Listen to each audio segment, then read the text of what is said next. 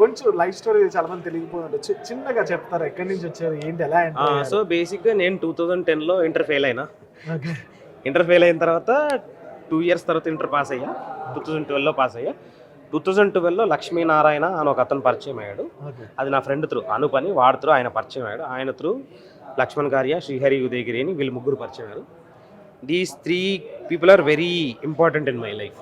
అనూప్ గారు, లక్ష్మణ్ అన్న, చిన్న అన్న, హరి అన్న, వీళ్ళు ముగ్గురు చాలా ఇంపార్టెంట్.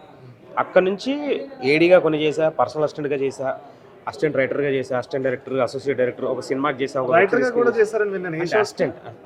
చాలా షోస్ ఉన్నాయి.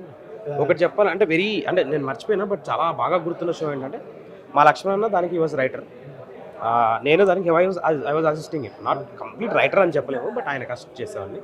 తర్వాత హ్యాపీ వెడ్డింగ్ అని ఒక సినిమాకి అసోసియేట్గా చేశా, ఎందుకు ఇలా అని ఒక వెబ్ సిరీస్కి అసోసియేట్గా చేశా. దాని తర్వాత ఐ కేమ్ ఇంటూ చాయ్ బిస్కెట్లో మెల్లిమెల్లిగా అట్లా చేస్తూ 30 Western రన్ ద్వారా ఫేమ్ వచ్చి, ఆ ఫేమ్ త్రూ ఒక 3-4 సినిమాలు చేసి, ఒక 2-3 వెబ్ సిరీస్లు చేసి, ఇప్పుడు వేరే లెవెల్ ఆఫీస్ అని ఆహాలో 50 episodes సిరీస్ చేస్తాను.